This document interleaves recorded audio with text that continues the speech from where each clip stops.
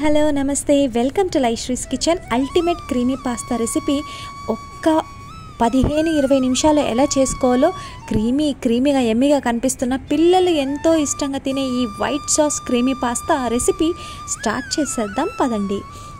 And యూట్యూబ్ని subscribe చేసుకోవడం మాత్రం మర్చిపోకండి నా ఛానల్ని, ఓకేనా. ముందుగా పెనం పెట్టేసుకొని అందులో ఆయిల్ ఒక 5 to 6 టేబుల్ స్పూన్స్ ఆఫ్ ఆయిల్ని యాడ్ చేయండి. కాస్త వేడెక్కిన తర్వాత ఒకటి చిన్న ముక్కలుగా తరుక్కున్న ఆనియన్ని యాడ్ చేసి దోరగా వేయించుకోండి. ఆ తర్వాత కొంచెం అల్లం వెల్లుల్లి పేస్ట్ వేసి ఆనియన్స్లో వేయిస్తే గుమగుమలాడిపోతుంది.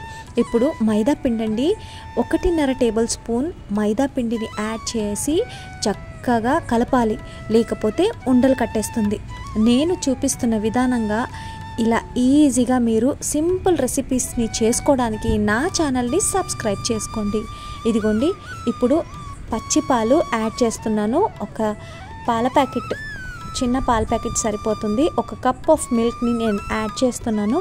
ఇదిగోండి, మెల్లిగా నిదానంగా ఇలా స్టిర్ చేస్తూ కలుపుతూ కాస్త పాస్తా ఉడికించిన వాటర్ 1 గ్లాస్ని నేను యాడ్ చేశాను. ఉండలు కట్టకుండా ఉండాలంటే మీరు కలుపుతూనే ఉండాలి, గుర్తుంచుకోండి.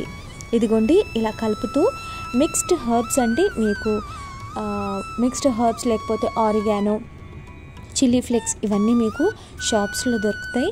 అది నేను మిక్స్డ్ హర్బ్స్ యాడ్ చేశానండి. ఇది స్పైసీగా కూడా ఉంటుంది.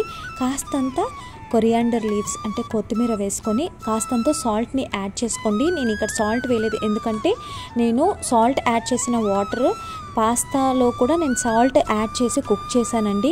హాట్ వాటర్లో కాస్తంత 1.5 table spoon of salt add చేసి పాస్తా వేసి ఒక్క 20 మినిట్స్ పాటు కుక్ చేస్తే చాలండి.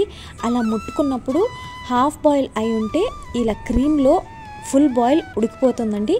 So creamy tasty pasta ready.